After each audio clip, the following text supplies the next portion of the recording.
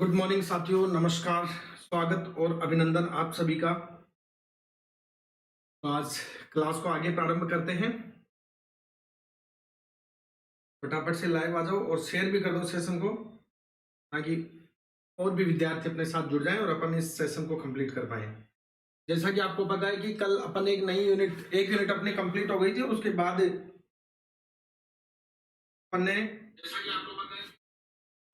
अपन ने एक नई यूनिट प्रारंभ की थी, जो थी पादपों का आर्थिक महत्व।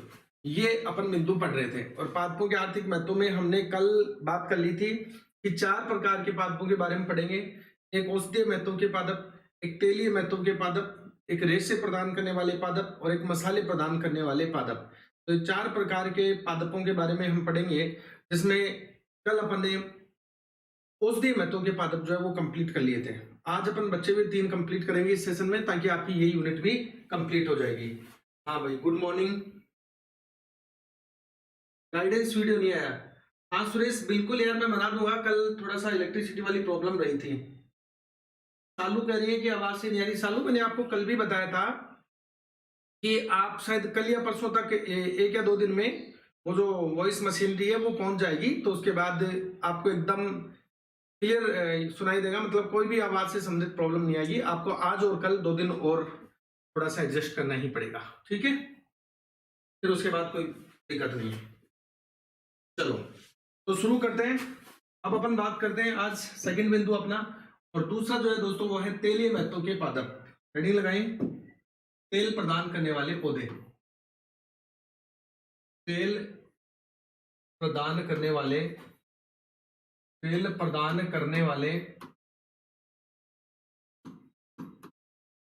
पादप। तेल प्रदान करने वाले पादपों की हम चर्चा करते हैं।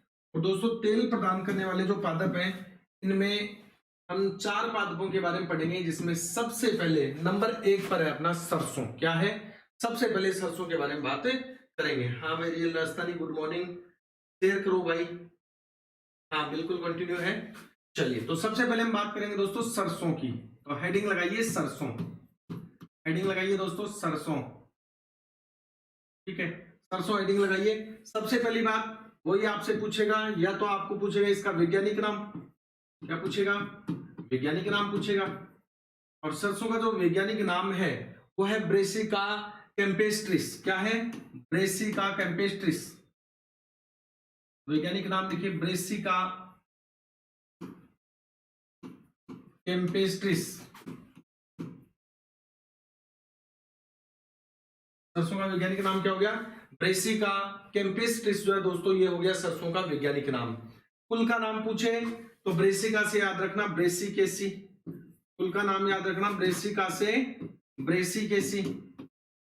नाम ब्रेसिका है तो कुल का नाम ब्रेसिकेसी। ब्रेसिकेसी। एक और नाम बोलते हैं इसका, कई बार क्रूसीफेरी भी इसको बोल देते हैं, क्रूसीफेरी। ताकि ब्रेसिकेसी याद रखना आप, तो कोई दिक्कत नहीं है। क्रूसीफेरी भी आपको दे दे तो क्रूसीफेरी भी क्या होगा? सरसों का ही वैज्ञानिक नाम है, ठीक है? चलिए, अब आपसे पूछेगा कि ये फसल कौन सी है। तो दोस्तों सबको पता है कि यह रबी की फसल है। किसकी फसल है? तो रबी की फसल है। रबी की फसल है, ठीक है?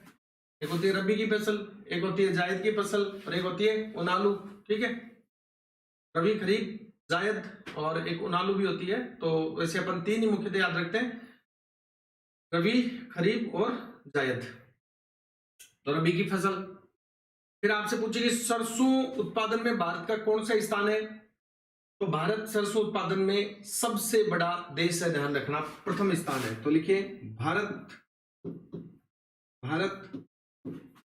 सरसों के उत्पादन में, भारत सरसों के उत्पादन में प्रमुख देश है। भारत सरसों के उत्पादन में क्या है दोस्तों? प्रमुख देश है, ध्यान रखना, ठीक है? फल का प्रकार सिलिकुआ। सिलिकुआ मतलब फली होती है। आपको इसका फल का प्रकार पूछे कि इसका फल, तो हम कहेंगे सिलिकुआ है। क्या है? सिलिकुआ। सिलिकुआ फल, हालांकि मैंने बताया था कि जब फल पढ़ाऊंगा सारे डायग्राम दिखाऊंगा। सिलिकुआ मतलब फली लगी होती है, तो सरसों की फली होती है छोटी सी, ऐसे ऐसे फली होती है, उसके अंदर सरसों के दाने होते हैं इस तरह से, ठीक है, इस तरह से लगी होती है। तो ये क्या होती है, इसको कहते हैं सिलिकुआ। तो फल क्या हो गया, फल हो गया सिलिकुआ। इसके अंदर जो एल्केलॉइड पाया जाता है, जो पदार्थ पाया जाता है, और उसके कारण ही इसके अंदर तीखी गंध भी आती है, वो है एलिल आइसोथायोसाइनेट। एलिल आइसोथायोसाइनेट, तो लिखो पदार्थ, एल्केलॉइड या पदार्थ जो पाया जाता है, तो पदार्थ पाया जाता है इसमें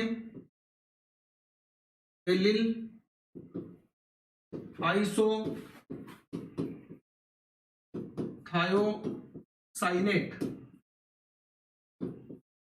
ठीक है। क्या पाया जाता है इसमें, इसमें पाया जाता है एलिल आइसोथायोसाइनेट नामक पदार्थ। याद रखना भाई, ये पूछ लेता है, याद रखना, ये पूछ लेता है। वापस से बोल के रिपीट करवा देता हूं। हाँ भाई महेश नगर, गुड मॉर्निंग, ठीक है, शेयर करो यार, बस ये मजा नहीं आता यार, आप लोग दम तोड़ देते हो एक शिक्षक का यहीं पे।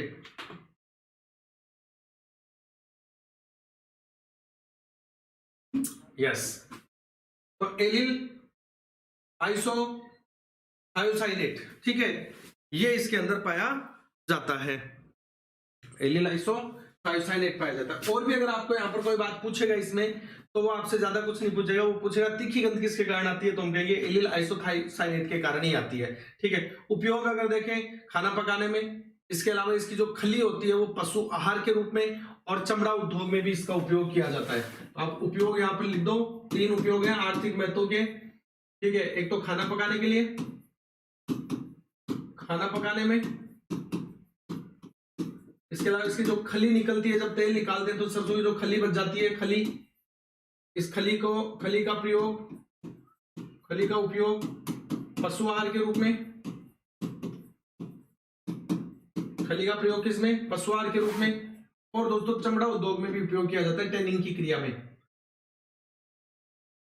चमड़ा उद्योग, तो चमड़ा उद्योग में टैनिंग की क्रिया में, चमड़े को साफ करने में, नरम करने में, इसमें भी जो है वो इसका उपयोग किया जाता है। और इसके अलावा एक और उपयोग आप लिख दो, साबुन निर्माण में, किसमें, साबुन निर्माण में, तो साबुन बनाने में भी तेल का उपयोग किया जाता है। हालांकि वो तो सभी प्रकार के तेलों का कर सकते हैं, चाहे वो सरसों का तेल हो, चाहे वो मूंगफली का तेल हो, लेकिन मैंने यहां लिख दिया कॉमन है ये सबके लिए। तो ये हो गया आपका क्या, शेर, मैं अच्छा हूं भाई महेश नगर, ठीक है। तो ये हो गया। तो सरसों की बात की हमने सबसे पहले तेल वाले में, नाम है ब्रेसिका कैम्पेस्ट्रिस, कुल है ब्रेसिका कैम्पेस्ट्रिस से याद रखना, ब्रेसिक एसिड, रबी की फसल है, सबको पता है। भारत सरसों के उत्पादन में प्रमुख देश है, यानी सबसे ज्यादा उत्पादन भारत कर रहा है। फल का प्रकार है फली के जैसा है, तो सिलिकुआ कहेंगे। इसके अंदर एक पदार्थ पाया जाता है, याद रखने की बात यही है, जो है एलिल आइसोथायोसाइनेट। उपयोग सबको पता है, खाना पकाने में, खली का उपयोग पशु आहार में, चमड़ा उद्योग में इसका उपयोग किया जाता है, साबुन निर्माण में इसका उपयोग किया जाता है। ये तो कॉमन सी बात होगी, सबको याद रहती है, याद करने की क्या ही जरूरत है इनको, ठीक है। चलिए अगला है दोस्तों मूंगफली, दूसरा है मूंगफली। अगर इतना नोट कर लिया तो मैं आगे बढ़ता हूं। नंबर 2, दूसरा जो पदार्थ है वो है मूंगफली।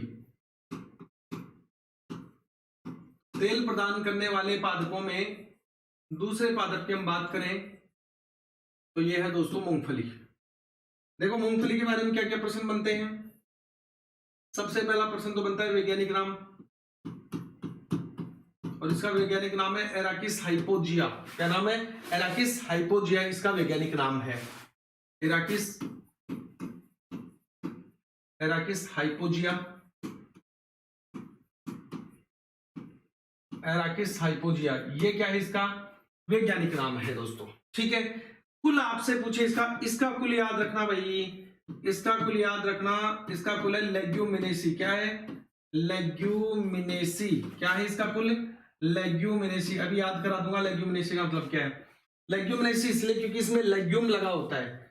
लेग्यूम मतलब इसकी जो मूंगफली के जो दाने होते हैं ना, जो कैप में बंद होते हैं, मैं फली तो कह नहीं सकता क्योंकि फली तो बड़ी होती है, ठीक है। जैसे मूंगफली की फली बोल दूं इस तरह से, मतलब आप फली शब्द बोलते हैं, आपको साहब अभी तो सिलिकुआ कह रहे थे, तो फली नहीं होती, इस तरह से नहीं होती जैसे मूंगफली ऐसे होती है, ये 2 दाने होते हैं अंदर, ये वाला भाग, इसको लेग्यूमिनेसी।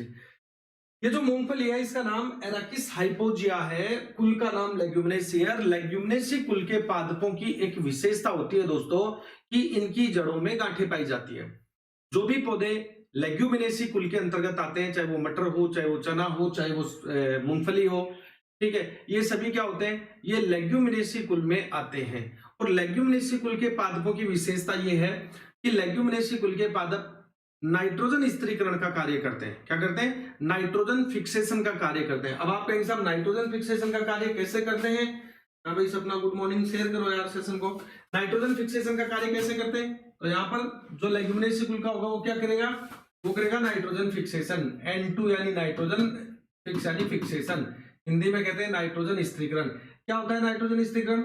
ये जो लेग्यूमिनेसी कुल के पौधे होते हैं, इन पौधों की जो जड़ें होती है दोस्तों, इन जड़ों में पाई जाती है गांठें। क्या पाई जाती है? लेग्यूमिनेसी कुल के पौधों की जड़ों में क्या पाई जाती हैं? गांठें पाई जाती हैं। और ये जो गांठें होती हैं, इन गांठों के अंदर पाए जाते हैं सूक्ष्म जीव। क्या पाए जाते हैं? सूक्ष्म जीव, जिन्हें सहजीवी जीव भी कहते हैं। और इन सहजीवी जीवों का नाम है राइजोबियम। क्या नाम है? राइजोबियम।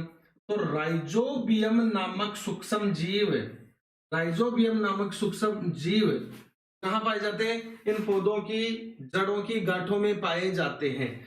क्योंकि राइजोबियम दूसरे जीव के साथ जीवन व्यतीत कर रहा है। राइजोबियम को क्या चाहिए? रहने के लिए स्थान चाहिए। तो ये राइजोबियम दूसरे जीव के शरीर में रहकर जीवन यापन कर रहा है, तो इसे कहते हैं सिम्बायोसिस यानी कि सहजीवन। क्या कहते हैं? सहजीवन कहते हैं, सिम्बायोसिस कहते हैं, सिम्बायोसिस कहते हैं। आपसे प्रश्न पूछ ले सिम्बायोसिस क्या है, सहजीवन क्या है, तो हमारा जवाब क्या होगा? हाँ भाई गोयल बॉय, गुड मॉर्निंग। हमारा जवाब होगा दोस्तों, सहजीवन का मतलब क्या है? उदाहरण कौन है? राइजोबियम। आपको सजीविका या सजीवन का उदाहरण पूछे तो राइजोबियम उदाहरण हो गया। अब ये राइजोबियम इन गांठों में रहते हुए, भाई राइजोबियम ने रहने के लिए स्थान ले लिया, तो बदले में ये भी तो कुछ दे। जैसे पीजी होता है, अपन पीजी लेके रहते हैं, ऐसे कहेंगे इस टाइप। तो ये कह रहा है भाई मैंने आपको रहने के लिए जगह दे दी, आप भी कुछ दो। तो राइजोबियम क्या करता है? ये राइजोबियम गैस नाइट्रोजन जो होती है वातावरण की, नाइट्रोजन जो किस रूप में? गैस रूप में, इसको किस में बदलता है? यौगिक रूप में। किस में बदलता है? यौगिक रूप में बदलता है। और नाइट्रोजन के यौगिक कितने? दो प्रकार के। कौन कौन से? NO2 और NO3। NO2 और NO3, यानी ये तो क्या हो गया? नाइट्राइट। ये तो क्या हो गया? नाइट्राइट। और ये क्या हो गया? नाइट्रेट। ये क्या हो गया? नाइट्रेट। तो होता क्या है यहां पर? यहां पर क्या होता है देखिए, यहां पर होता ही है कि जो सूक्ष्म जीव है राइजोबियम, ये लेग्यूमिनेसी कुल के पौधों की जड़ों की गांठों में रहते हुए अपना जीवन व्यतीत करते हैं और गैस नाइट्रोजन को ग्रहण करके यौगिक नाइट्रोजन यानी कि नाइट्राइट और नाइट्रेट में बदल देते हैं। जैसे ही नाइट्रोजन कंपाउंड फॉर्म में आ जाती है, यौगिक रूप में बदल जाती है, तो इसका स्थिरीकरण हो जाता है, मतलब फिक्सेशन हो जाता है। फिक्सेशन का मतलब हुआ कि अब ये यौगिक रूप में आ गई तो सीधी कहां चली जाएगी? मृदा में चली जाएगी। और मृदा से किनके द्वारा ले ली जाएगी? पौधों के द्वारा ग्रहण कर ली जाएगी। किसके द्वारा? पौधों के द्वारा ग्रहण कर ली जाएगी। तो ये नाइट्रोजन फिक्सेशन। हालांकि आगे और भी मैं आपको बताऊंगा। हाँ भाई Roopchand good morning, Indu Chauhan good morning, सभी को गुड मॉर्निंग दोस्तों। ठीक है, बात समझ में आ गई। तो मूंगफली का वैज्ञानिक नाम एराकिस हाइपोजिया है। कुल है इसका लेग्यूमिनेसी। क्या है? लेग्यूमिनेसी कुल है। फसल कौन सी है? खरीफ की फसल है। तो लिखो यह है खरीफ की फसल है, खरीफ की फसल है, खरीफ की फसल है। ठीक है, ओके। और दोस्तों मूंगफली जो है इसका अंतःभूमिक तथा लोमेंटम प्रकार का फल होता है। अगर ये कहें कि इसका फल कैसा, अभी हमने सरसों का फल देखा था, तो सरसों के फल में फली लग रही थी, हम उसको सिलिकुआ कह रहे थे। इसमें भी फली टाइप होती है लेकिन वो छोटी होती है ना, मूंगफली। तो लेकिन वो फली जो है वो छोटी होती है, उसको लोमेंटम कहते हैं। क्या कहते हैं? लोमेंटम। और भूमि के अंदर होती है इसलिए अंतःभूमिक भी कहते हैं। तो फल लिखेंगे इसका, या तो कह दो अंतःभूमिक, या तो कह दो अंतःभूमिक, भूमि के अंदर रहता है, और या कह दो लोमेंटम। क्या है? लोमेंटम। लोमेंटम का मतलब आप ऐसे समझिए, जैसे ये मूंगफली है ना, और ये जमीन के अंदर है, और इसके अंदर इस तरह से लगेंगे, ऐसे इस तरह से मूंगफलियां लगती है ऐसे। तो ये जो पार्ट जमीन के अंदर जो छोटा फली जैसा भाग लगता है उसको लोमेंटम कहते हैं। क्या कहते हैं? लोमेंटम। तो मूंगफली का फल कैसा हो गया? लोमेंटम प्रकार का हो गया। क्लियर? ओके। तेल का होता है तो बीज पत्रों में, दो बीज है तो दो बीज पत्री है। ये नॉर्मल सी बातें लिखने की है नहीं।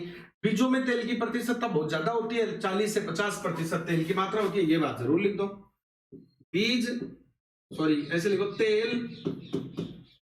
तेल बीज पत्रों में, तेल बीज पत्रों में जो कि 40 से 50% मात्रा में, ठीक है। तेल कहां पाया जाता है? बीज पत्रों में पाया जाता है, जो कि 40 से 50% मात्रा में पाया जाता है। नोट करो। अब बात आती है साहब मूंगफली का जो तेल है इसका उपयोग क्या करते हैं? तो इसका बहुत अच्छा उपयोग है, लिखो उपयोग, और ये एग्जाम में पूछ लेगा मित्रों। इसका उपयोग है हाइड्रोजनीकरण करने में। क्या करने में? हाइड्रोजनीकरण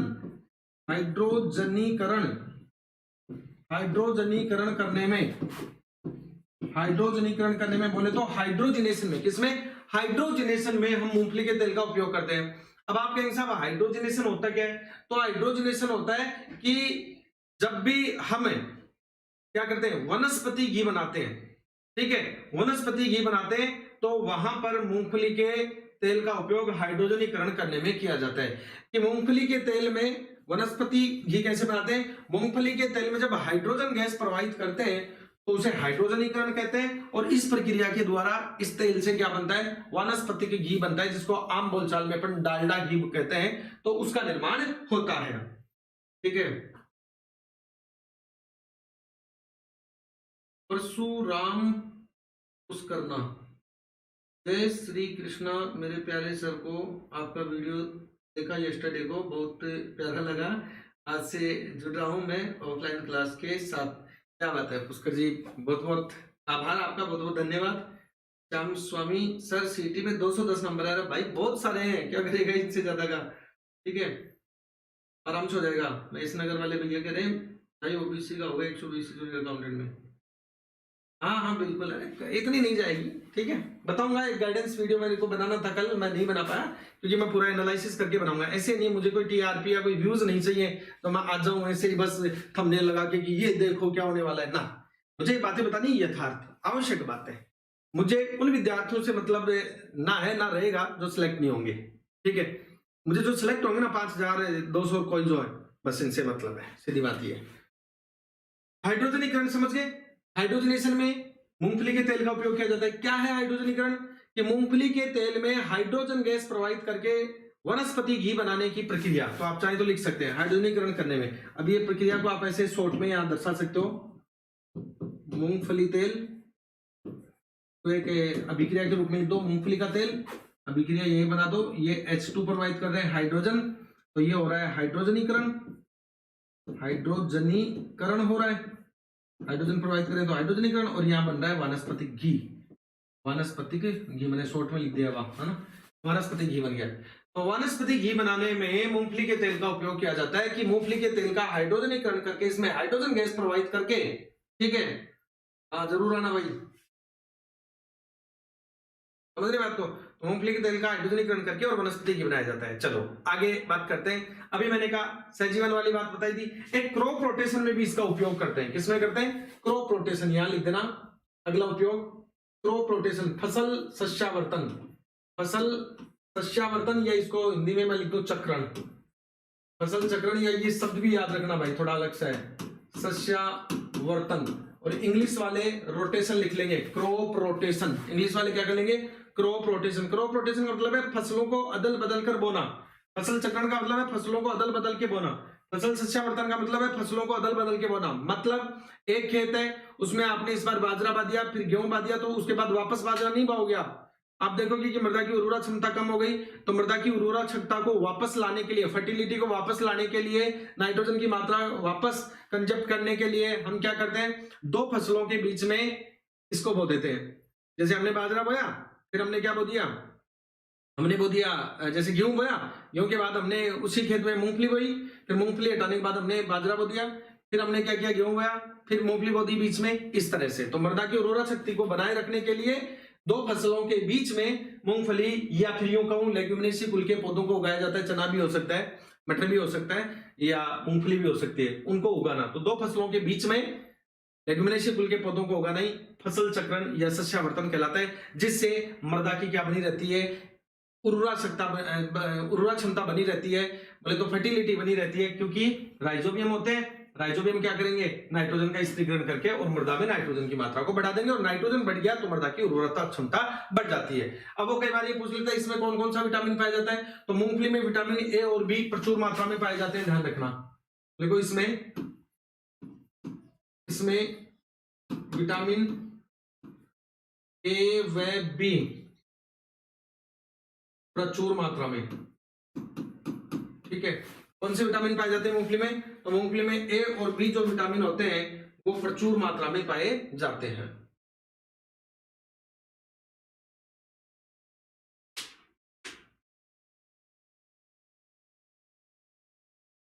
चलिए आगे बढ़ते हैं। तेलीय वैतों में तीसरा है दोस्तों नारियल। किसकी बात करते हैं, नारियल की बात करते हैं। तो नंबर 3 हेडिंग लगाएं नारियल।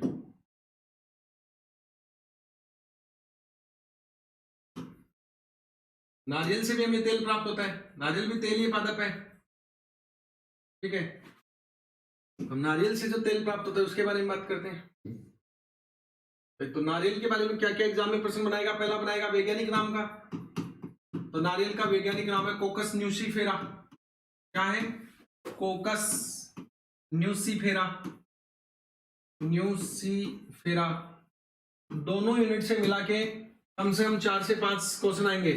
जो यूनिट पढ़ा चुका हूं वो, और जो यूनिट अभी ये चल रही है ये, इन दोनों से यानी जंतुओं का आर्थिक महत्व और पादपों के आर्थिक महत्व से 4 से 5 क्वेश्चन आएंगे। ठीक करके आओगे, ध्यान रखना। बस एक चीज कर लेना, ये नाम नहीं याद होते हैं तो इतने 2-4 पेज भरेंगे आपके। रोजाना 4-5 दिन ये ट्रेंड कर लो कि जब भी साइंस पढ़ो उससे पहले आपको मेरी क्लास में आने से आधे घंटे पहले जितना पढ़ा है उसको रिपीट करना है। जैसे कल मैं आऊंगा क्लास में तो आप 6 बजे से 7 बजे का समय आप साइंस का रखो, 6 से 7 और 7 से 8, ये 2 घंटे आप साइंस के रखो। क्या करना आपको, 6 बजे से आप रीडिंग कर लो, मैंने शुरू से अब तक जितना पढ़ाया वो क्लास से पहले। कल क्लास में आओगे तो पूरा वो रीडिंग कर लो जो कल तक आज तक पढ़ाया वो, फिर उससे अगले दिन क्लास में आओगे तो उससे पिछले वाले दिन तक, शुरू से एंड तक, है ना, शुरू से एंड तक। तो ऐसे स्पीडली मतलब नजर में से निकालो, डेली ये करो। मैं कह रहा हूँ यार आप बात कर रहे हो सिर्फ कुछ नंबरों की, मैं कह रहा हूँ 25 में से 25 ले मरोगे। इतना डाका जी सर, हाँ जी। चलिए कोकस न्यूसीफेरा क्या है, कोकस न्यूसीफेरा, और इसका कुल जो है वो है पामेसिया एरिकेसी। इसके कुल का नाम क्या है दोस्तों, कुल का नाम है पामेसी या एरिकेसी। पामेसी या एरिकेसी क्या है, इसके कुल का नाम है, ठीक है। अब बात आती है नारियल मुख्यतः कहां पर, भारत में सबसे ज्यादा कहां पर, तो केरल में, उसके बाद उड़ीसा में, और उसके बाद पश्चिम बंगाल में उगाए जाते हैं। तो देखो भारत में सर्वाधिक उत्पादन, भारत में सर्वाधिक उत्पादन कहां कहां पे, एक तो केरल में सबसे ज्यादा होता है, केरल में, केरल के बाद उड़ीसा,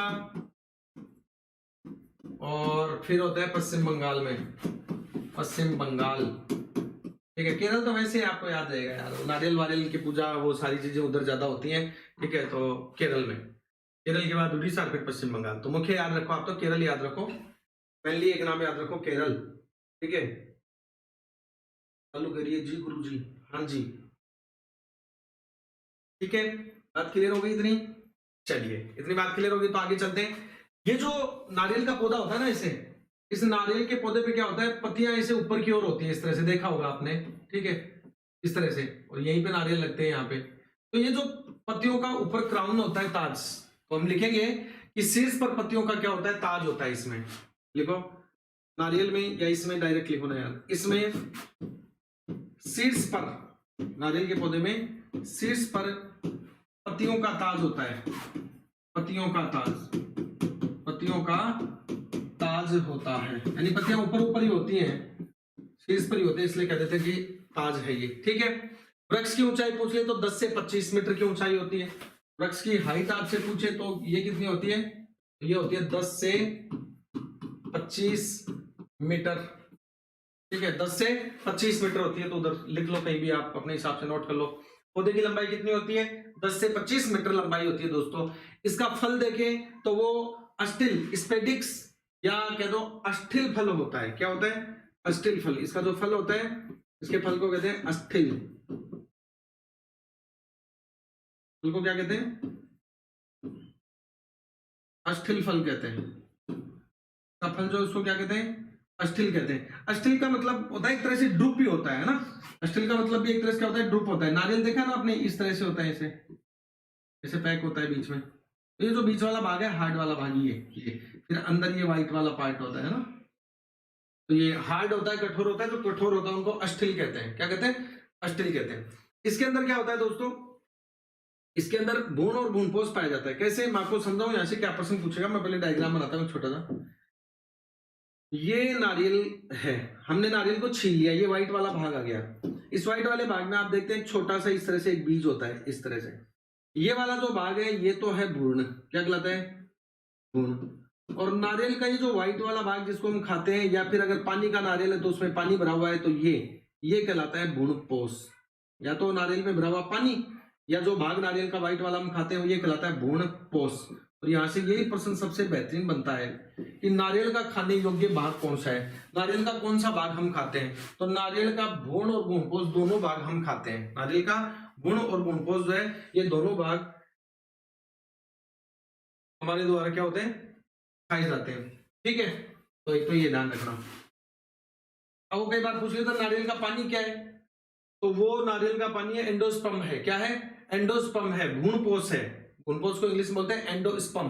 ठीक है, तो ये भ्रूणपोष है। तो नारियल का जो बीज है वो भ्रूण है, और इसको ये व्हाइट वाला भाग और पानी जो इसको पोषण देता है वो भ्रूणपोष है।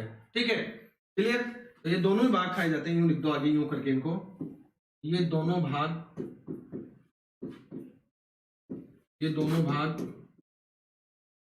खाने योग्य हैं। हालांकि मैं आपको जहां फल पढ़ाऊंगा वहां सारे फलों में बताऊंगा किसका कौन सा भाग खाने योग्य है। मध्य फल वृत्ति किसकी, ठीक है, बाह्य फल वृत्ति किसकी, अंत फल वृत्ति किसकी। हाँ Shivani good morning, Somnath good morning भाई। ठीक है, यस। मैं एक बार फिर बता दूं, ये वॉइस की जो थोड़ी सी आपको ऐसे आ रही है ना, ये 1-2 दिन के बाद में नहीं आएगी। ठीक है, मशीनरी मंगा ली है, पहुंचने वाली है, फिर आपको एकदम और क्लियर आएगी आवाज। ये हो गया साहब। अब आर्थिक महत्व देखेंगे, क्योंकि हम तो आर्थिक महत्व में पढ़ रहे हैं, तो आर्थिक महत्व देखेंगे। तो नारियल का आर्थिक महत्व जो है वो सबसे ज्यादा प्रसाधन सामग्री में महत्व हो गया। प्रसाधन सामग्री में जानते हो क्या प्रसाधन सामग्री? कॉस्मेटिक्स में। किसमें? कॉस्मेटिक। प्रसाधन सामग्री बोले तो कॉस्मेटिक, ये जो लिपापोती करते हैं ना चेहरे के, ठीक है, ये लिपापोती के काम में आती है ना, वो वाली चीजें। तो कॉस्मेटिक सामग्री के रूप में इसकी जो खल होती है, तेल निकालने के बाद जो खल बचती है वो खल कहलाती है पूनक। क्या कहलाती है? पूनक कहलाती है। इसकी खल को क्या कहते हैं दोस्तों?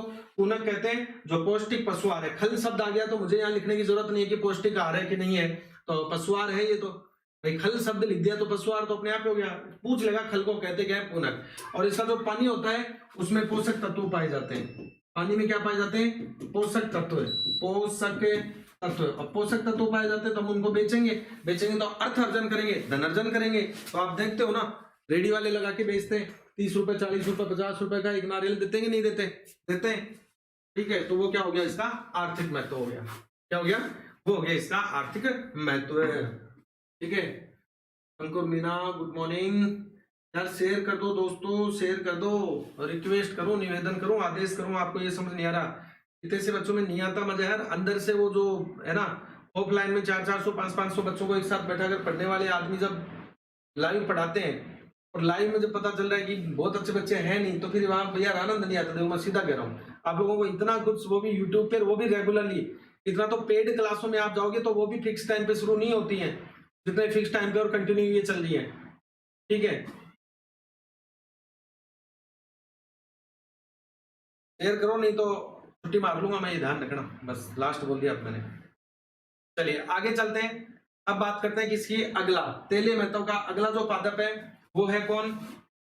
अरंड। मैंने कहा था 4 पढ़ेंगे अपन। एक अपन ने पढ़ लिया क्या? सरसों। एक अपन ने मूंगफली पढ़ ली, एक नारियल पढ़ लिया, और तेल प्रदान करने वालों में चौथा जो पादप है वो है कैस्टर। नंबर 4 लिखो, कैस्टर, अरंड, कैस्टर। कैस्टर की बात करेंगे, अरंड की बात करेंगे दोस्तों। जानते हैं ना, कुछ गांव के बच्चे होंगे वो तो जानते होंगे अरंड क्या होता है। वो तो अरंड के बारे में जानते होंगे। इंडोलियां होती थी ना, वो छोटी छोटी काली काली, जिनको एकत्रित करके बेच दिया करते थे, क्योंकि तेल निकलता बहुत काम की चीज होती है ये। इतने काम की होती है कि इसकी जो चिकनाई है वो इतनी ज्यादा है कि इसका उपयोग इंजन जो होते हैं हवाई जहाजों के, उनमें लुब्रिकेंट्स बनाने के लिए, सनेक बनाने के लिए काम में लेते हैं। ठीक है ना, लुब्रिकेंट्स क्या होते हैं ये भी मैं बताऊंगा। चलिए, अब बात आती है अरण का वैज्ञानिक नाम। तो रिसिनस कम्युनिस क्या है, पहली बात लिखेंगे अरण का वैज्ञानिक नाम। तो अरण का वैज्ञानिक नाम है दोस्तों रिसिनस कम्युनस। वैज्ञानिक नाम, वैज्ञानिक नाम लिखो रिसिनस, रिसिनस कम्युनस। रिसिनस कम्युनस इसका वैज्ञानिक नाम है। कम्युनस लिख दो, कम्युनिस्ट भी लिखा हुआ आता है, रिसिनस कम्युनिस।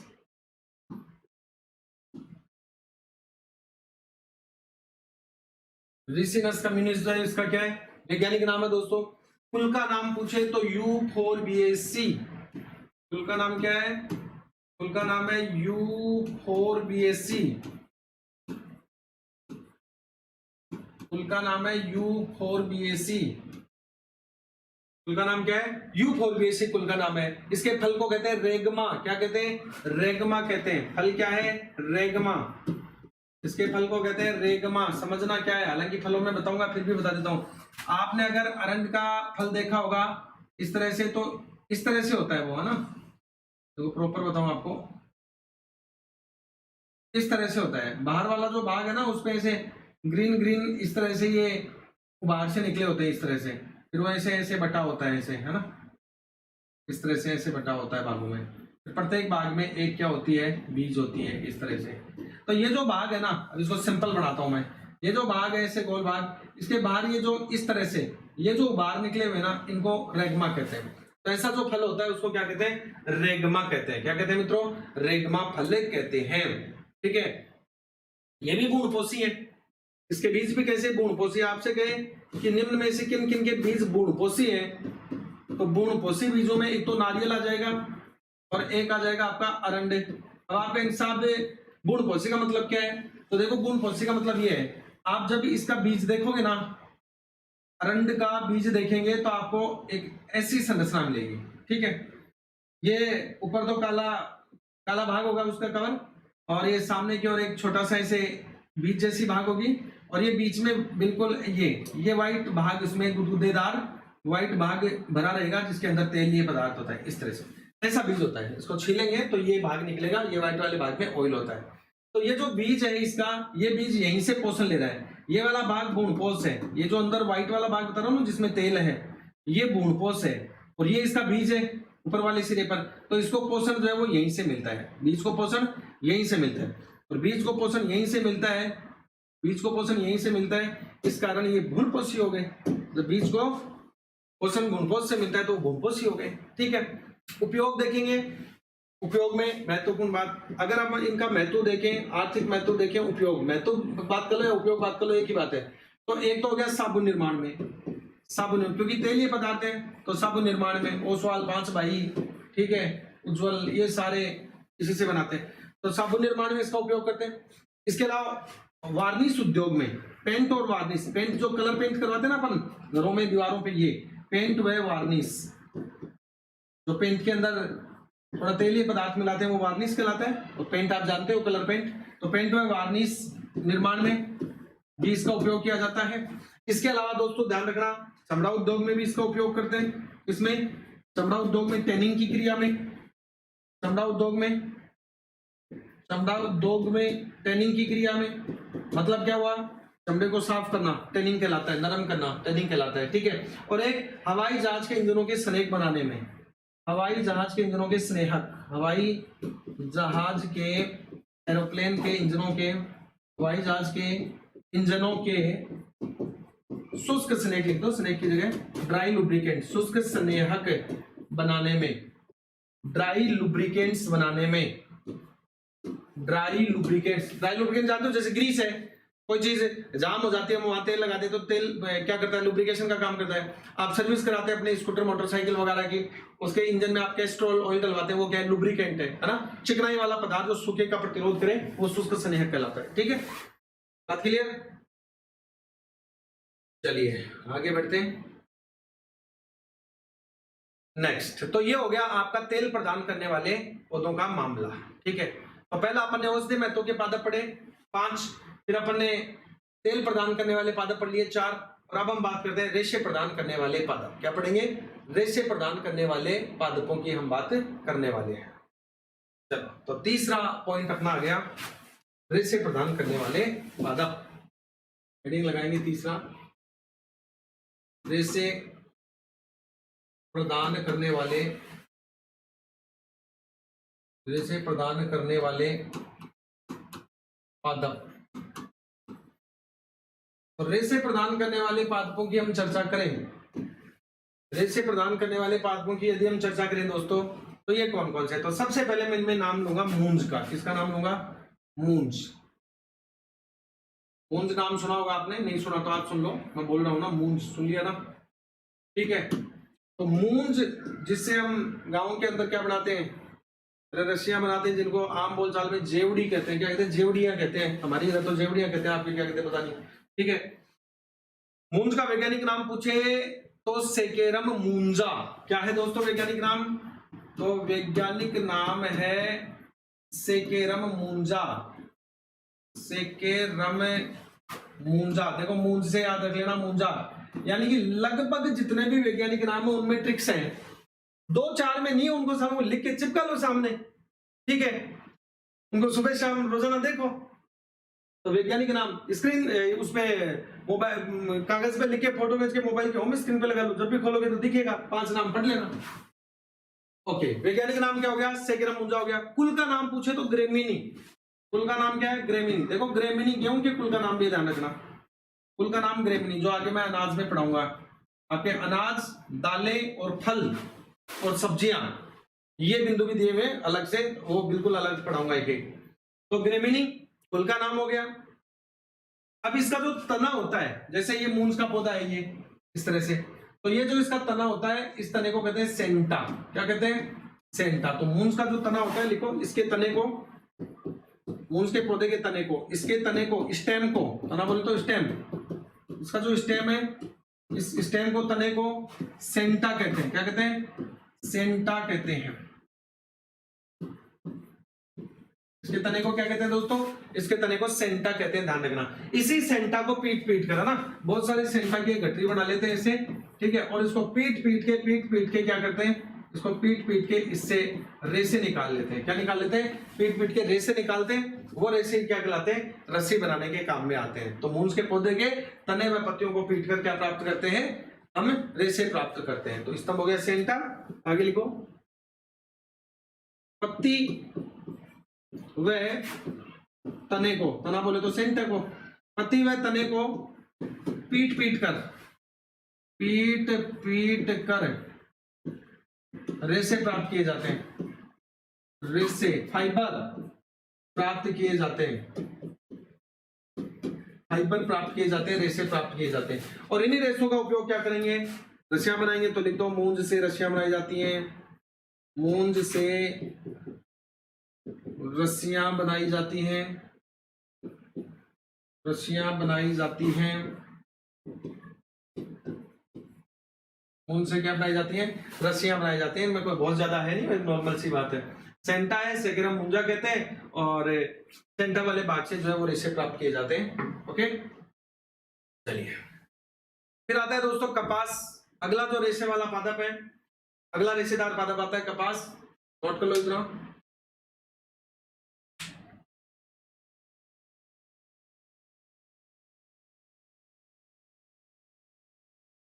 नोट कर लिया तो आगे बढ़ता हूं। नंबर 2 अगला आता है मित्रों कपास।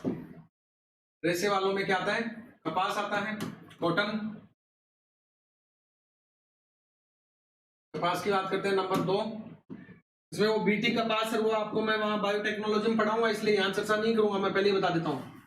बीटी कपास है, ठीक है, उसकी चर्चा मैं बायोटेक्नोलॉजी में पूरा डेरिवेशन के साथ करूंगा, पूरा डायग्राम के साथ, क्योंकि वहां से प्रश्न भी पूछता है। कपास का वैज्ञानिक नाम गोसिपियम स्पीसीज। वैज्ञानिक नाम क्या है? Gossypium species. गोसिपियम स्पीसीज, ठीक है, क्या है? गॉसिपियम स्पीसीज है, कुल का नाम है इसका मालवेसी। क्या नाम है? कुल। एक गुड़ल होता है, गुड़ल, उसका भी कुल मालवेसी होता है। कुल मालवेसी के कुल का नाम क्या है दोस्तों? ये मालवेसी कुल का पौधा है। कौन? कपास। ठीक है। और कपास का पौधा जो है 1 वर्षीय होता है, यानी साल भर तक जो है ये उगा रहता है और साल भर तक ये कपास इससे हमें प्राप्त होता है, तो 1 वर्षीय होता है। ठीक है, तो एक तो ये लिख दो कि पौधा 1 वर्षीय, इसका पौधा क्या होता है? 1 वर्षीय होता है। पौधा 1 वर्षीय होता है। इसके अलावा दोस्तों ध्यान रहे, ये जो कपास का पौधा होता है इसके अंदर क्या मामला होता है? इसका बीज होता है, उस बीज के चारों ओर रेशे पाए जाते हैं जिन्हें लिंट कहते हैं। कैसे? मैं डायग्राम से समझाऊं। इसका जो फल होता है ना, वो भी होता है संपुट। क्या होता है? संपुट, डोडा, डोडा होता है। देखो इस तरह से होता है, जैसे ये वही बात, ये डोडा है किसका? कपास का। इसके अंदर होते हैं बीज। क्या होते हैं? बीज होते हैं, कपास के बीज होते हैं। कपास के बीजों को कहते हैं बिनोला। क्या कहते हैं? तो ये हो गए बिनोला, दिखा दूंगा अलग से, बिनोला। कुछ आम बोलचाल में राजस्थान में काकड़े भी कहते हैं, कुछ क्षेत्रों में इनको काकड़े भी कहा जाता है। क्या कहा जाता है? काकड़े। ठीक है, तो ये जो बीज होते हैं इनसे इस तरह से रेशे निकले होते हैं, है ना। कपास के बीज से इस तरह से रेशे निकले होते हैं। ये जो रेशे हैं, ये रेशे क्या कहलाते हैं? ये रेशे कहलाते हैं लिंट। क्या कहलाते हैं? लिंट कहलाते हैं। इन रेशों को क्या कहते हैं? लिंट कहते हैं दोस्तों। और ये जो लिंट होते हैं ना, ये सेल्यूलोज के बने होते हैं। किसके? सेल्यूलोज के। तो एक बात तो समझ में आ गई होगी, ये जो कपास होती है, कपास को रुई भी कहते हैं अपन भाई। क्या कहते हैं? तो रुई, ऐसे समझ लो आप, रुई वाला मामला। ठीक है, तो इसमें क्या पाई जाती है? सेल्यूलोज पाई जाती है। और सेल्यूलोज एक कार्बोहाइड्रेट होती है, जो मैं आपको आगे बताने वाला हूँ कार्बोहाइड्रेट में। तो फल जो है वो संपुट डोडे के जैसा होता है और इसके बीज के चारों ओर तंतु पाए जाते हैं। तो लिखो, बीज के चारों ओर, बीज के चारों ओर रेशे पाए जाते हैं। बीज के चारों ओर रेशे पाए जाते हैं। बीज के चारों ओर क्या पाए जाते हैं? रेशे पाए जाते हैं, जिन्हें क्या कहते हैं? जिन्हें लिंट कहते हैं। क्या कहते हैं? लिंट कहते हैं। ये लिंटी क्या है? कपास है, इसी से हमें रुई प्राप्त होती है। ठीक है, ये लिंटी क्या है? कपास है। लिख दो, लिंट ही कपास ऑब्लिक, आम बोलचाल में अपन रुई कहते हैं, रुई है। ठीक है, और राजस्थान में गंगानगर में उत्पादन कहां हो रहा है? राजस्थान में सबसे ज्यादा गंगानगर में, और उसके बाद हनुमानगढ़ में। गंगानगर, हनुमानगढ़, हालांकि सबसे ज्यादा गंगानगर में। गंगानगर याद रखना आपको। गंगानगर में एक किस्म उगा रहे हैं जिसे कहते हैं बीटी कॉटन। क्या कहते हैं? एक इसकी किस्म का नाम है बीटी कॉटन। अब ये बीटी कॉटन में पूरा लॉजिक है भैया, मैं थोड़ा सा बोल के बता देता हूँ। आगे जो बायोटेक्नोलॉजी पढ़ेंगे वहां अपन जो है वो पढ़ेंगे, सारा का सारा वहां पढ़ेंगे, लेकिन फिर भी मैं आपको थोड़ा सा बता देता हूँ। बीटी कॉटन में बी और टी 2 शब्द है। इस बी का मतलब है बेसिलस, बी का मतलब है बेसिलस, और टी का मतलब है थुरुजिएंसिस। थुरुजिएंसिस, बेसिलस थुरुजिएंसिस, ये एक सूक्ष्म जीव का नाम है, जीवाणु का नाम है। बेसिलस थुरुजिएंसिस क्या है? एक सूक्ष्म जीव का नाम है। बेसिलस थुरुजिएंसिस क्या है दोस्तों?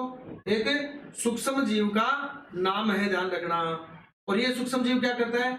ये सूक्ष्म जीव इस रेशम को, सॉरी, इस कपास को खराब होने से बचाता है। कीड़े होते हैं जो डोडे को काटकर अंदर प्रवेश करके लिंट जो होते हैं सेल्यूलोज के, इनको खा जाते हैं। बीटी कपास एक ऐसी किस्म बनाएगी जिसमें जो बाहर वाला भाग है ये कुछ जहर युक्त होता है, पॉइजनस टाइप का होता है। तो जैसे ही कीड़ा इसको खाता है तो वो मर जाता है, अंदर तक नहीं जा पाता। तो एक रोग प्रतिरोधी क्षमता है कपास की। क्या है? एक रोग प्रतिरोधी क्षमता है, जिसका नाम क्या है? उसी का नाम है ये बीटी कॉटन। ठीक है, और इसके बारे में पूरा डायग्राम बना के एक चीज बताऊंगा। बाकी बी और टी शब्द मुझे समझाने थे, बेसिलस और थुरुजिएंसिस। तो ये एक नाम है बेसिलस थुरुजिएंसिस, जो कि एक जीवाणु का नाम है। ठीक है, ये पूछा हुआ है पटवार 2015 की पटवार भर्ती में कि बेसिलस थुरुजिएंसिस में, सॉरी, इसमें बीटी में, बीटी कपास या बीटी बैंगन ऐसे कुछ लिख के दिया था, मैं बीटी का अर्थ क्या है, ऐसे। हो गया? चलो अब महत्व देखेंगे हम इसका। तो महत्व क्या होगा? तो भैया कपास है, कॉटन प्राप्त होती है तो कपड़े बनाने में, रुई के रूप में यार लिख दो उपयोग, उपयोग लिख दो रुई कपड़े निर्माण में, अग्निसह वस्त्र, अग्निसह वस्त्र मतलब फायर रेजिस्टेंस, फायर रेजिस्टेंस जो है यानी कि ज्वालारोधी जो है वो वस्त्र निर्माण में इनका उपयोग किया जाता है। और खास बात पशुहार के रूप में भी इसका उपयोग करते हैं, पशुहार, पशुहार के रूप में भी उपयोग करते हैं, गाय भैंस को खिलाते हैं ना काकड़े उबाल के, ये है। चलिए तीसरे पौधे की बात करते हैं। रेशे प्रदान करने वाले तीसरे पौधों में कपास के बाद आ जाता है दोस्तों सन। ठीक है, क्या जाता है? सन। तो नंबर 3 लिखेंगे सन।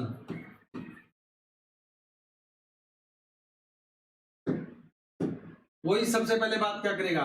ये सबसे पहले बात करेगा वैज्ञानिक नाम की। किसकी करेगा? वैज्ञानिक नाम की। वैज्ञानिक नाम है क्रोटेलेरिया जुन्सिया। तो लिखो वैज्ञानिक नाम क्रोटेलेरिया जुन्सिया। वैज्ञानिक नाम है क्रोटेलेरिया जुन्सिया। लेग्यूमिनेसी कुल है। कुल का नाम क्या है? लेग्यूमिनेसी। कुल का नाम है लेग्यूमिनेसी। कुल का नाम क्या है दोस्तों? लेग्यूमिनेसी है। फल इसका संपुट। फल कैसा इसका? संपुट है। फल कैसा है? संपुट है, कैप्सूल।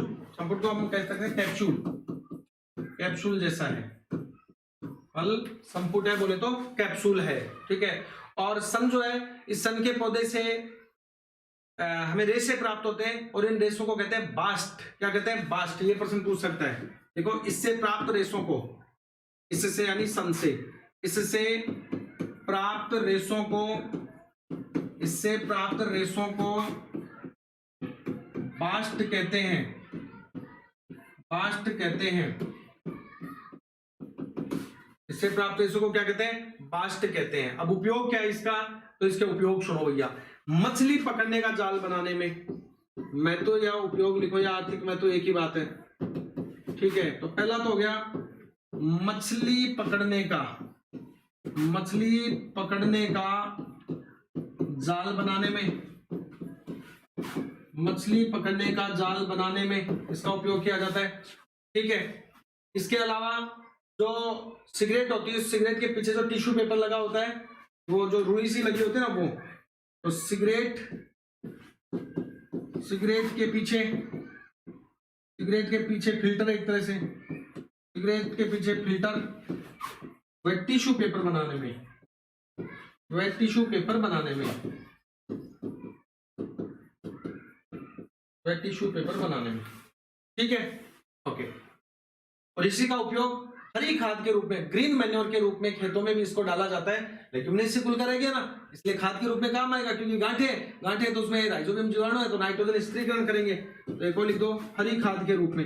रंग हरा इसका पौधे का, इसलिए हरी खाद के रूप में, ग्रीन मैन्योर के रूप में, मैन्योर हरी खाद के रूप में उपयोग। ये सारे यूज है किसके?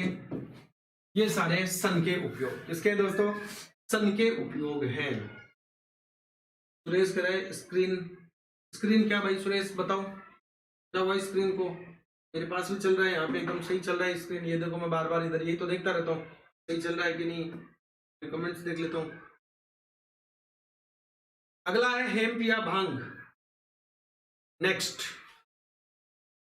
और लास्ट, यानी कि रेशे प्रदान करने वालों में आखिरी पौधा है हेम्प या भांग। हेम्प या भांग। तो हेम्प या भांग की हम बात करें तो सबसे पहले वैज्ञानिक नाम। हेम्प या भांग का सबसे पहले क्या लिखेंगे? वैज्ञानिक नाम लिखेंगे। तो कैनाबिस सेटाइवा, क्या नाम है? कैनाबिस सेटाइवा इसका वैज्ञानिक नाम है दोस्तों। Cannabis cannabis sativa, cannabis sativa. थोड़ा सा ये यूनिट जो आपके पढ़ने की है, मैं इसलिए यहाँ पढ़ा रहा हूँ, मैं चाहता तो ये भी कहता था कि पढ़ लेना, लेकिन इसलिए कि मैं थोड़ा बोलूंगा, कुछ लॉजिक बताऊंगा, तो उससे आपको याद होगा, आपको लगेगा कि पढ़ाया है किसी ने, तो आपने पढ़ा है, एक पॉजिटिव व्यू हो जाएगा, फिर आपको पढ़ने में इसको थोड़ा से अलग टाइप का जोर वाला मामला नहीं रहेगा। ठीक है, ओके। कैनाबिनिस कुल का नाम, तो कैनाबिस से याद रखना कुल का नाम कैनाबिनिस। कुल का नाम क्या है? कैनाबिनिस। कुल का नाम क्या है? कैनाबिनिस है। कुल का नाम क्या है? कैनाबिनिस। इसके जो रेशे होते हैं ना वो बहुत मजबूत होते हैं और वाटर प्रूफ होते हैं, ध्यान रखना। देखो, रेशे मजबूत व अपारगम्य, अपारगम्य व अपारगम्य मतलब वाटर प्रूफ। कैसे होते हैं? वाटर प्रूफ होते हैं, अपारगम्य होते हैं, अपारगम्य वाटर प्रूफ।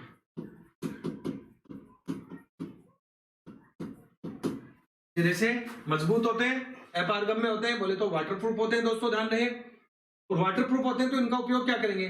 तो इनका उपयोग इंजनों की पैकिंग बनाने, जैसे आप देखते हैं आपकी मोटरसाइकिल का इंजन है, उसका वो ऊपर वाला टप खोलता है वो, ठीक है, 4 पेज खोल के, तो उस मैन इंजन के जो ऊपर वाला कैप जो खोला है उसके बीच में एक कागज का सा एक पत्ता सा लगा होता है, वो कागज का पत्ता क्या है? वो सील है। क्या है? वो सील है, पैकिंग है वो। ठीक है, तो देखो इसका उपयोग इंजनों की पैकिंग करने में, इंजनों की पैकिंग करने में, इंजनों की पैकिंग। वैसे डब्बे में पैकिंग नहीं, अरे दो इंजन के 2 पार्ट्स को आपस में जोड़े, बीच में से लीकेज नहीं, उनमें से ऑयल वगैरह, उसके लिए बीच में लगा देते हैं।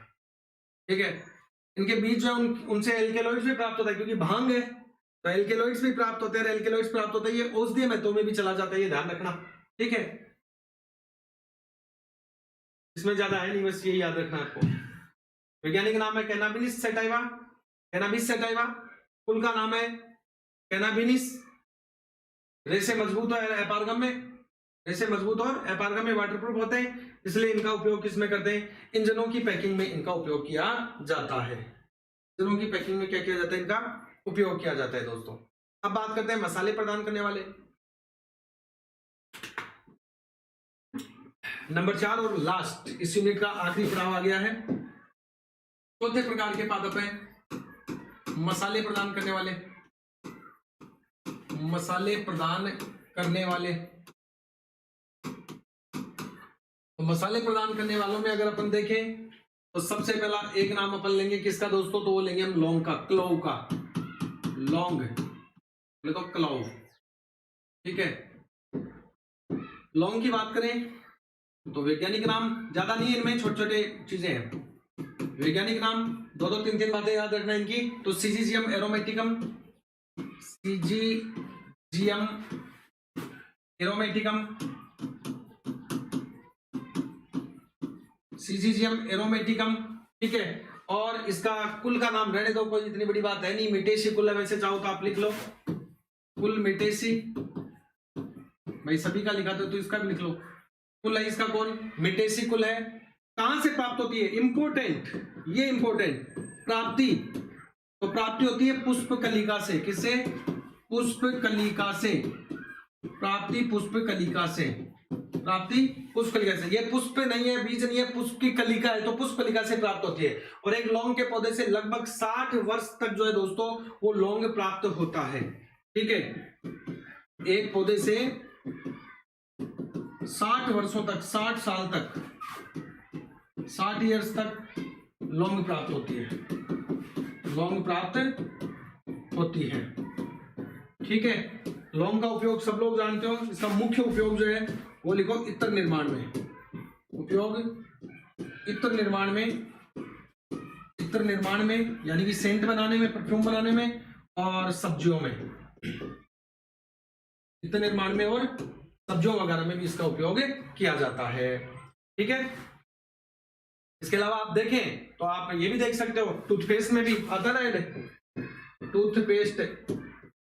ठीक है, अचार में भी डालते हैं, टूथपेस्ट निर्माण में, अचार में भी इसका उपयोग किया जाता है, पानी के साथ भी अक्सर उपयोग किया जाता है सर्दियों के समय में। तो लौंग हो गया वैज्ञानिक नाम सिजिजियम एरोमेटिकम। कुलमिटेसी, प्राप्ति पुष्पकलिका से, पौधे से 60 वर्षों तक प्राप्त होती है।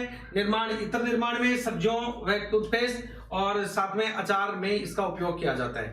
दूसरा जो मसाले मैथों का पादप है, मसाले प्रदान करने वाला दूसरा जो पादप है उसका नाम लिखेंगे नंबर 2। और नंबर 2 पे हम बात करेंगे दोस्तों किसकी, सौंफ की। किसकी बात करेंगे, सौंफ की बात करेंगे, तो लिखो सौंफ। नंबर 2 बात करेंगे अपन सौंफ की, ठीक है। सौंफ की बात करेंगे और सौंफ को फेनल कहते हैं। क्या कहते हैं, फेनल कहते हैं, इंग्लिश में कहते हैं फेनल। तो फेनल से याद रखना वैज्ञानिक नाम फेनिक्यूलम वल्गेर। फेनल कहते हैं तो वैज्ञानिक नाम याद रखना फेनिक्यूलम वल्गेर।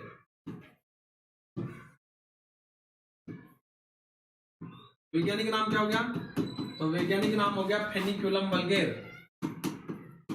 फेनिक्यूलम वल्गेर, फेनिक्यूलम वल्गेर इसका वैज्ञानिक नाम हो गया, ठीक है। अम्बेलिफेरी इसके कुल का नाम है। कुल का नाम क्या है, अम्बेलिफेरी। अम्बेलिफेरी कुल का नाम है दोस्तों अम्बेलिफेरी। और पुष्पक्रम वाला भाग है, भाग कौन सा ये, तो ये है पुष्पक्रम वाला। इंपॉर्टेंट बात, पुष्पक्रम भाग है, पुष्पक्रम। आपने देखा होगा, अगर देखा है तो सौंफ इस तरह से लगती है, ये पार्ट है, फिर इस तरह से यहाँ पे ऐसे पुष्पक्रम का एक गुच्छा बनता है, इस तरह से ये भाग बनता है पौधे पे। ये वाला भाग सौंफ है, जिसमें ऊपर जो ये बनाए ना मैंने दाने से, यही सौंफ है मुख्यतः, ठीक है। तो ये पूरा भाग जो है ये पुष्पक्रम वाला भाग कहलाता है, ठीक है। फल इसका होता है विदुर प्रकार का, क्रीमोकार्प कहते हैं जिसको। फल विदुर, बोले तो क्रीमोकार्प, विदुर इसको कहते हैं क्रीमोकार्प।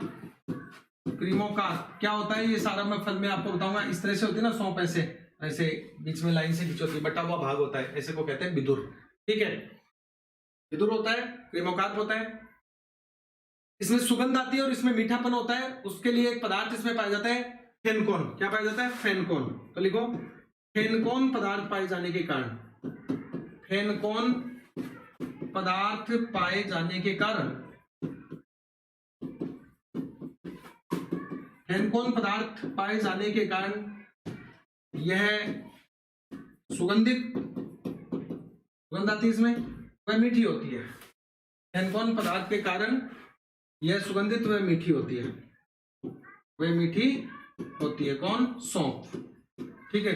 उपयोग आप देखिए इसके, तो ये बहुत सारे उपयोग है, सबको पता है, नॉर्मल सी बातें हैं उपयोग तो, ठीक है। साबुन निर्माण में, औषधि निर्माण में, इत्र निर्माण में, साबुन, औषधि, साबुन, औषधि, इत्र, भाई खुशबू वाला है तो इत्र निर्माण में भी काम मिलेंगे इसका, ठीक है।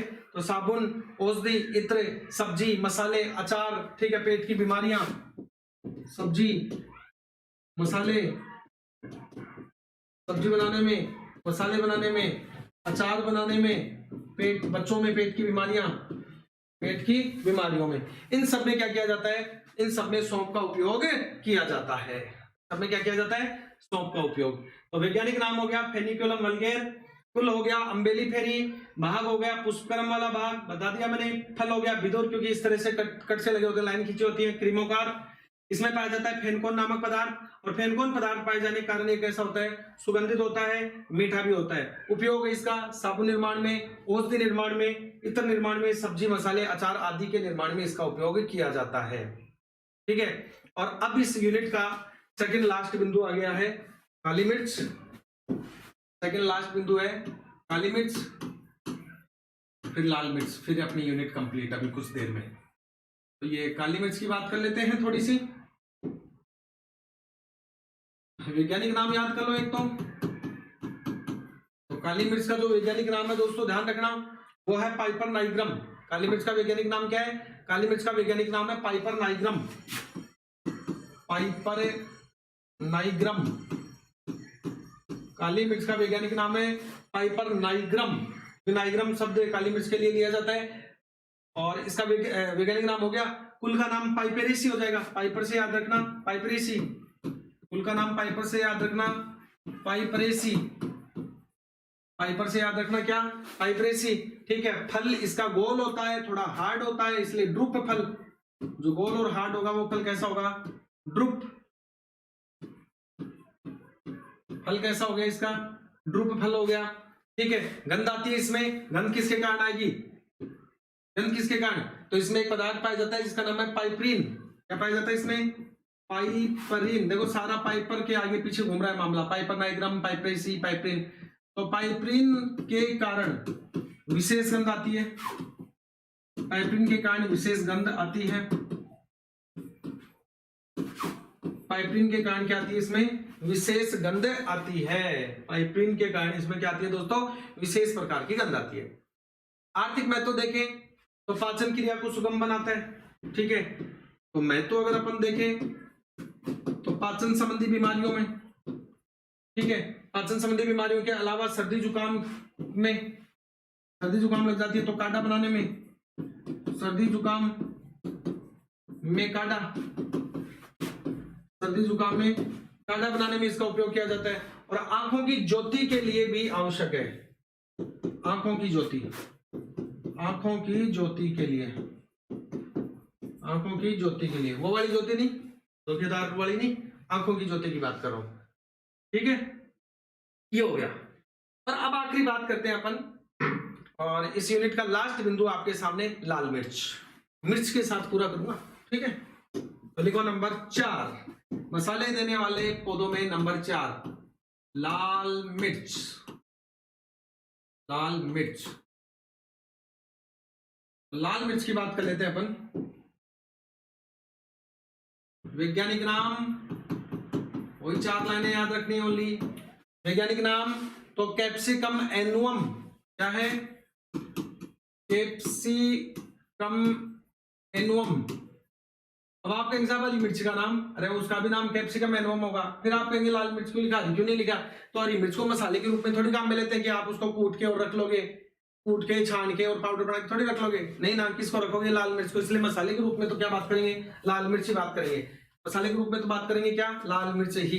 कुल का नाम है सोलेनेसी, कुल का नाम सोलेनेसी। तो वैज्ञानिक नाम तो कैप्सिकम एनुअम, कैप्सिकम एनुअम, और कुल का नाम क्या है, सोलेनेसी। कुल का नाम सोलेनेसी। फल है बेरी प्रकार का, इसके फल को क्या कहते हैं, बेरी, ठीक है। मिर्ची होती है ना लंबी सी, तो इसे कहते हैं बेरी फल। कैसा फल कहते हैं, बेरी। और इसमें एक पदार्थ पाया जाता है जिसका नाम है कैप्सिसिन, कैप्सिसिन। और इस कैप्सिसिन पदार्थ के कारण ही इसमें तीखापन पाया जाता है। कैप्सिसिन के कारण, कैप्सिसिन के कारण इसमें तीखापन, तीखापन पाया जाता है, ठीक है। कैप्सिसिन के कारण इसमें क्या पाया जाता है, कैप्सिसिन के कारण इसमें तीखापन पाया जाता है। ये प्रश्न पूछ लेता है कौन सा पदार्थ पाया जाता है, तो कैप्सिसिन पाया जाता है। आर्थिक महत्व देखिए इसका, या सीधा महत्व लिख दो, आर्थिक ही हो गए, महत्व है वहां, आजकल बिना पैसों के तो कोई महत्व होता ही नहीं है, ठीक है। चलो, विटामिन सी का स्रोत है, विटामिन सी, ठीक है। अचार, चटनी, है ना, अचार बनाने में, चटनी बनाने में, उत्तेजक, वातहर के रूप में, उत्तेजक के रूप में, वातहर, वातहर, ठीक है, वातहर के रूप में, आदि सब चीजों में इसका उपयोग किया जाता है, ठीक है। सलाद के रूप में भी कर सकते हो, ओके। सब्जियां लिखो आप तो सीधा, सब्जियों में, सब्जियों में, इसमें सब्जियों में इसका उपयोग किया जाता है। तो ये था प्यारे साथियों आप लोगों की यूनिट, कौन सी, पादपों का आर्थिक महत्व। तो हमने पादपों का आर्थिक महत्व कंप्लीट कर लिया है, हमने जंतुओं का आर्थिक महत्व पढ़ लिया पहले, अब हमने क्या पढ़ लिया, पादपों का हमने क्या पढ़ लिया, आर्थिक महत्व पढ़ लिया। 2 मेजर यूनिट आपकी क्या हो गई है, कंप्लीट हो गई है, 2 बड़ी यूनिट आपकी क्या हो गई है, कंप्लीट। कल से हम जो अगली यूनिट लेंगे उस अगली यूनिट में अपन बात करेंगे किसकी दोस्तों, तो वो अपन भोज्य पदार्थों की बात कर लेते हैं, जिसमें carbohydrate, protein, fat, vitamin, minerals, यहां से भी आपके 2 से 3% एग्जाम में आएंगे, तो हम उनकी बात करेंगे। मैं सबसे पहले आपकी जो मेजर जो यूनिट है वो करवा रहा हूं, ताकि बाकी में तो समय कम लगेगा, ठीक है, घबराना नहीं है।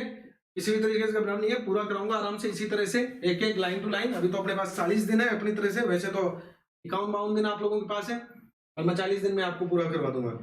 ठीक है, आगे से आप ध्यान रखेंगे, कल जैसे क्लास में आएंगे उससे पहले 1 घंटा पढ़ेंगे पूरे को, अगले दिन क्लास में आएंगे उससे पहले पूरे को रीड करेंगे ऐसे। ठीक है, चलिए कमेंट्स करके बता देना कैसे रही क्लास, आनंद आया कि नहीं। मिलते हैं कल अगले सेशन में, तब तक के लिए सभी साथियों को राम राम और नमस्कार।